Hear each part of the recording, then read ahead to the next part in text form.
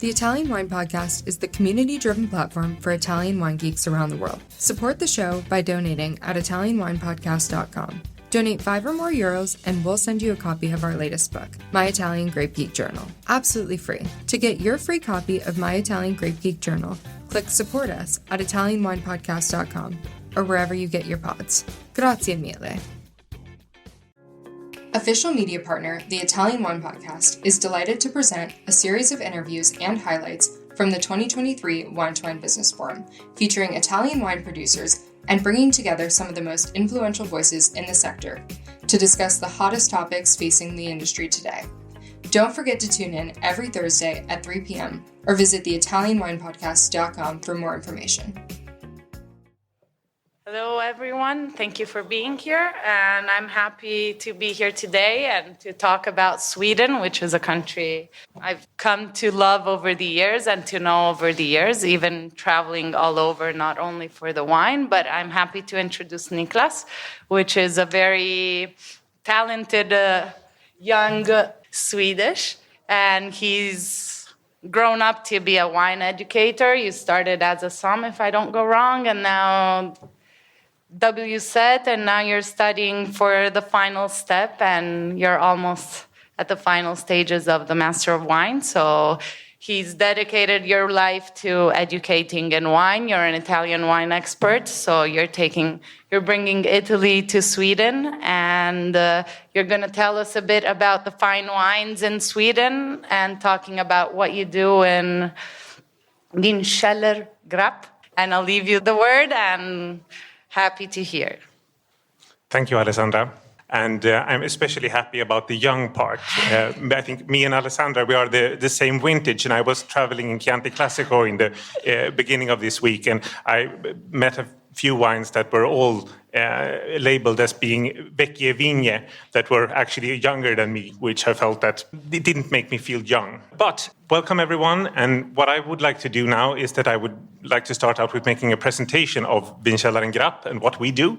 And after that initial presentation, we will have a look at the collections as they are now, the wines that we are storing for our members. And afterwards, we are going to have a look at the different channels that our members use to acquire their wines. So, going to the basics here, we are located in Stockholm, in Sweden, a very central part of the town. And Vinkällaren Grappe, it was founded by my boss in 1986, so we have been around for a long time. Currently, we have about just below 900 members. And these members are the ones that are registered. So each member is registered to a compartment in which to store the wines, and is also allowed to have a co-member, which means that in reality we have more like 1,700 members. And of these members, about 75% are private members. So wine lovers of different kind that want to store the wines with us for their own consumption, but 25% are corporate members. Some of which are banks, etc., that use us as a place for having different kinds of meetings and representation and things like that, but also wine importers that use us as a venue for promoting their producers and wines.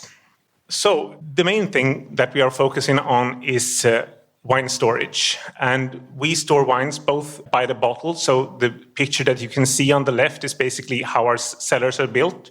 We have a little bit more than 600 square meters of cellars and 950 different compartments. So some are just for 30, 40 bottles of wine, some are for 400 bottles of wine. But then we also have a very big venue down in the Stockholm Free Harbor where we store wines by the case as well. And all of these wines, it's up to most of the members to do this by themselves, but they can be locked into a database so that you can easily track your own collections and see, you can sort these lists on the origin of the wine, the value of the wine, and also see our recommendations for when to drink the wines, etc. And this database is also linked to LiveX, so that for wines that have a second-hand value in the wine market, you also get regular updates on how these wines perform.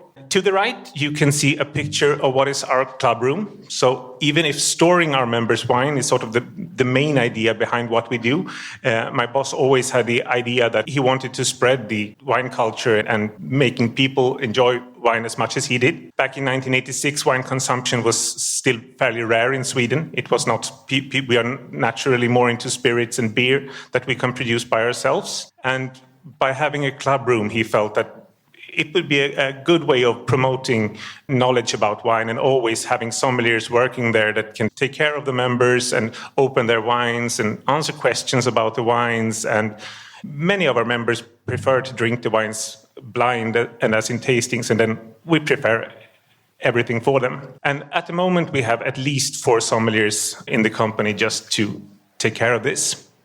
And apart from the club room and the storage of the wines, we also have 2 chambres séparées that we use for different things. So one of them is a bigger hall where you can seat about 50 people or have a tasting for 100 people in a walk-around fashion. And we also have a smaller room where you can seat up to 15 people. And these are, in one part, used for the members as a way of, if they want to have a private dinner or celebrate a birthday or something like that. But we also use them as a way of inspiring the members to buy more wines. Yeah, that's, of course, important for us. So we hold a lot of tastings at very different levels. Sometimes it's, especially on Saturdays, we have like a 1.5 hour tasting that's usually pretty basic. It might be everything from how you taste wine in a sort of structured way to the most typical white grapes of the world or red grapes of the world, but also more specialized things. And also a lot of more specific masterclasses, and some of our members are very, very knowledgeable and very interested in wines at a much deeper level too. And some of them are also interested in more formal wine education. So we have also been doing over the years some collaborations with a sommelier school in which I also teach, and doing wine courses of WSET level 2 and level 3. And I think we have probably had something like 200 students passing through that system too. And the bigger hallway we also use for dinners. So inviting Michelin star chefs or other famous chefs to come to our place and cook a tasting menu for which the members can open their own wines and enjoy them. And then, of course, we do winemakers' dinners and such things too. So when am I coming to Sweden? I'm sure that we can find a suitable date. So I think the thing that's a little bit special about us, as if you compare to other countries, is the fact that we don't sell any wine at all. And the reason that we don't sell any wine is, of course, the simple fact that in Sweden, the monopoly, Systembolaget, are the only ones that are allowed to sell wine for off-premise consumption. And it actually fascinates me a little bit that we have been around since 1986 without selling any wines, because I think that in any other market that would be sort of the most natural thing to make your money out of. But we don't sell any wine, we can only inspire our members to buy wines. And if we look what we have in the cellars at the moment, we have about 134,000 single bottles of wine registered. But we estimate this to be rather 200,000 bottles for the simple reasons that some people, when they become new members, they already have a pretty large collection and it's already logged into some other kind of database, and then they don't want to spend all the time registering the wines again. Then I have a picture, what is actually the first wine book that was released in Sweden and released by my boss, who is on the left here, Mr. Carl-Jan Granqvist. And this book is from 1985. And he wrote this first book and also had some TV shows at that time where he and his colleague Knut Christian, they were opening very, very fine wines like Chateau Ausson and Chateau Cheval Blanc. And they sat in primetime Swedish television tasting these wines and sort of describing them to one another. And I don't think that it sold any bottles of either Ausson or Cheval Blanc, but people in Sweden, they at least got an impression of drink some wine. yeah, or got ideas about people that love wine at least. But I think that picture is kind of explaining, if we're moving on to the next picture that we have here. Unfortunately, it's showing all the part of it at the same time. What I would want you to see is sort of the evolution throughout the years. And if we start at 2010, which is, of course, many years after the cellar was actually open, French wines were slightly less than 70%, so 67.9% of all the wines that we stored for our members. Also, if we look at the second place, is Italy with 13.9% of the wines, and then Spain at 4.3%, Portugal after that, and USA. And as you can see, we're more or less in the same. The most important countries are also the countries that are producing the most wines, but with a strong French dominance. And moving on to the numbers from 2018, we can see that even if France is retaining its top position and still, a very, very big part of all the wines, all of the other countries are slowly growing, and Italy most of it. And also, if we move on to 2023, we can see that this trend is something that definitely continues. And very little changes apart from Germany getting up to a fifth place there, but it's also true that if we would look at a sort of a top 10 of these wines, all of the wines below place number 5 would be very close to one another. So if we take snapshots of the collections at certain points throughout the year, then it's likely to be smaller changes even in a very short while. And do you believe Portugal came off the list because sweet wines are going? Yeah, I absolutely think so. What I unfortunately don't have so much concrete numbers about is, the actual evolution, because there is, of course, always members that they sell off part of their wines, and there are some members that, they're not interested in being with us anymore, and then we get new members. So there is, even if the absolute numbers of wines would still be pretty much the same throughout the year, there will always be a certain effect if someone that is collecting a certain type of wine quits, then of course it will have a major impact, at least for a short while. But I think Germany has been growing very strongly in the last few years. I think it's a country that has been traditionally important for the Swedish market. And I think with what they're doing at the moment, a lot of people are interested in buying those wines for aging. And of course, these are just the numbers if we look at volume. And if we move on to have a look at the wines by value instead, we can see that France, of course, is even more dominant. But we're still more or less with the same countries, the same order. Italy is still the second most important, even if it's not at as big a share of the total value as it is of the total volume. And I don't think that I have so much to add really at this point. But slowly, all of the other countries are gaining on France.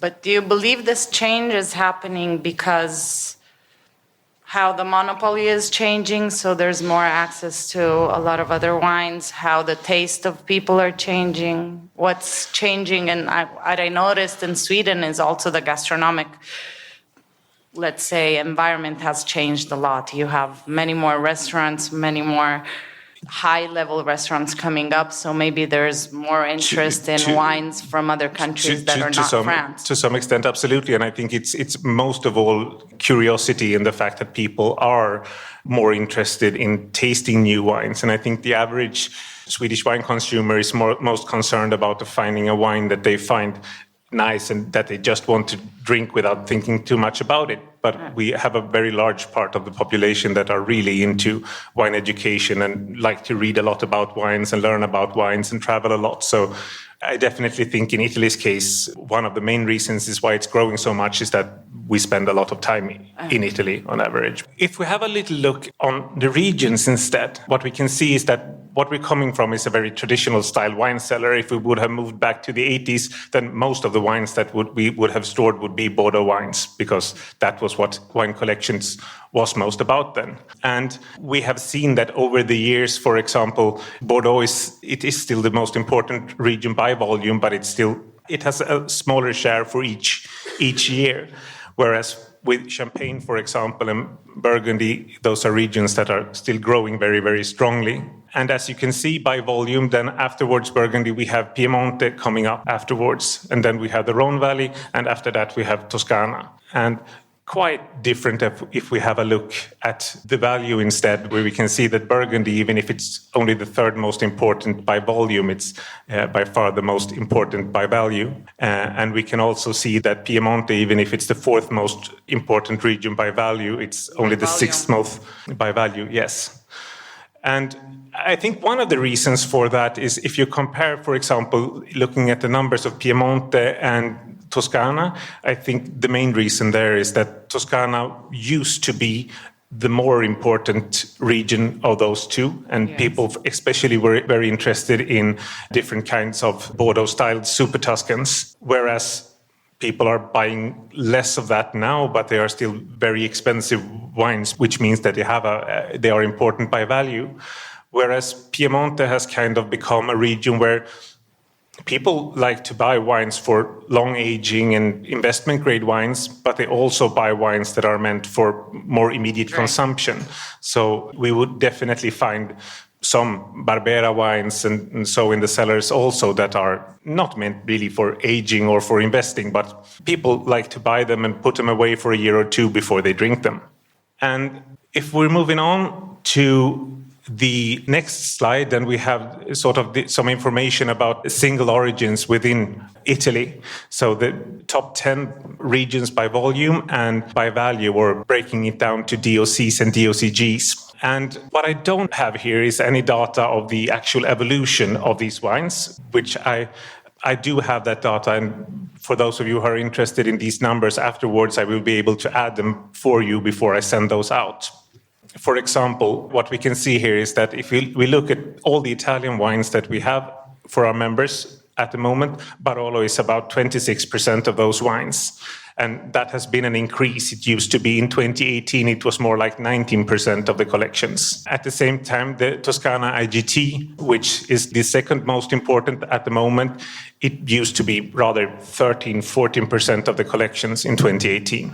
And also, if we have a look at Brunello di Montalcino, it used to be more like 5.5%, and now it's almost 10%. So it's the total opposite of the IGT category. It has been growing pretty strongly over the last 5 years. So there's more interest for the indigenous, let's say more indigenous grapes and wines. Absolutely. And it's international style. It's more looking to the terroir and discovering. Absolutely. And the same would be true for Barbaresco, for example. It's almost also, it used to be more like 4% of the collections, and now it's moving towards 9%. The region that hasn't been growing, that is making a traditional style, is Chianti Classico, which used to be more like 6% of the collections in 2018.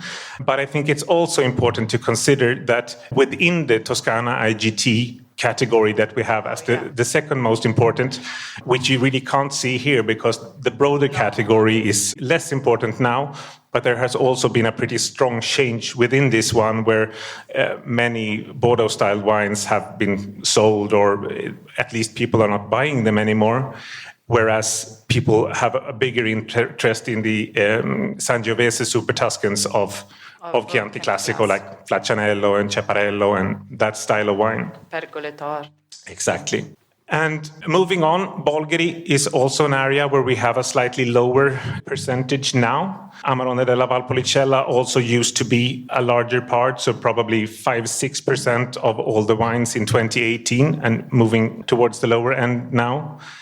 Lange is more or less at the same level, but I think that's mainly because we still have all the Gaia wines from the years that they made them as Lange wines. They're registered in that way, whereas with the newer vintages, they are registered as Barbaresco. Bolgheri Sassicaia is also a DOC. We can actually see that it's at a slightly lower volume now than it used to be in 2018, but in that case, it's more about some members that had pretty large collections of it that quit. So it's in the Bordeaux-styled wines from the area, I would say Sassicaia is the one where we have seen by far the most new bottles coming into the cellar. And then, as I said before, we have a Barbera de Alba as a top 10, which I would say there are only a few of those wines that were bought with the intention of actually aging them. And I think when it comes to the value part of all of these different regions, you can see that those numbers are, of course, slightly different, but it's also something that's more dependent on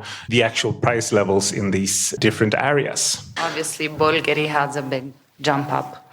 If we have a look at the last little slide that I have here, I'd just like to make a short presentation of how our members acquire the wines. So if you want to buy a bottle of wine in Sweden and bring it back home, your only real option is going to this monopoly, Systembolaget. And especially for wines that are made in limited editions and are investment grade wines, you often have to buy these wines on the internet because they're mostly released very small quantities at a certain time, and then you have to log into your account and you have to try to get your hands on a few bottles. And the monopoly is working very hard with allocations, which means that you can usually find these wines at very good prices, but you're seldom allowed to buy more than 1 or 2 bottles. And for our members, that's not really interesting because it's a lot of time to spend just to get your hands on 2 bottles. Through the monopoly, you're also allowed to buy wines straight from the importers. So if an importer can guarantee you that you get the case or the quantity. Exactly. Then you can buy it that way. And then the monopoly is also arranging auctions. So any Swedish person can sell wines from their own collections to others through those. It would be very illegal to sell your wines in another kind of auction. And if you're very strict about the rules, it would be absolutely illegal for me to sell a bottle to you in Sweden. But of course, it will be very hard for anyone to check. Then, of course, especially with the most coveted wines that are the most hard to find, many of these wines are bought in the country of production. So, for example, a member that's looking for a certain Barolo wine or Burgundy wine, they are most likely to have an allocation with the producer and go there and fetch the wines by themselves. Then we have an increasing, but still very, very small online retail. And online, I do not mean people going online at the Systembolaget site and buying wines from there, but rather people buying online from other parts of Europe. An interesting phenomenon, something that we speak about in Sweden as distance traders, which is a kind of company that's run by Swedish people for the Swedish market, but is registered in another country. Most often in Denmark, but people are also doing this out of France and etc., where you have a homepage that is in Swedish and you sell the wines, but the company is registered in another country, and then you ship the wines straight to the consumer in Sweden. And this is something that the monopoly has tried to stop for a quite long time. And there was a pretty recent ruling, I think earlier this spring, that said that the companies that work in this way, they are doing it in accordance with European law. So there is nothing illegal in doing it. The only important part is that you pay Swedish taxes, etc. Coming back to America, Vinitaly International Academy, the ultimate Italian wine qualification will be held in New York City from 4 to 6 March 2024. Have you got what it takes to become the next Italian wine ambassador? Find out at vinitaly.com. And of course, there are already some online retailers around in Europe that are already doing this too. And then, of course, there is a possibility, even if it might be harder for you, to get the wines from the point of purchase and back to Sweden by buying from a retailer or an auction house in another part of the EU. So, sort of summing all of the things that I set up, French wine is still dominating our collections, in particular in terms of value, but there is an increasing interest in wines from other parts of the world, and especially Italy is doing a very good job. But so far, it's mostly about the classics. And at the moment, Barolo, Barbaresco, Brunello, and also Sassicaia are the ones that are the most interesting wines. And as I mentioned before, with these court rulings, we will definitely see changes in the near future with people being more likely to buy wines from outside of Sweden's borders. Thank you, Niklas. Thank you for your insight on the fine wines of Sweden. And thank you, everybody. Thank you. Listen to the Italian Wine Podcast wherever you get your podcasts. We're on SoundCloud, Apple Podcasts, Spotify, Himalaya FM, and more. Don't forget to subscribe and rate the show. If you enjoy listening, please consider donating through ItalianWinePodcast.com. Any amount helps cover equipment, production, and publication costs. Until next time, cin cin.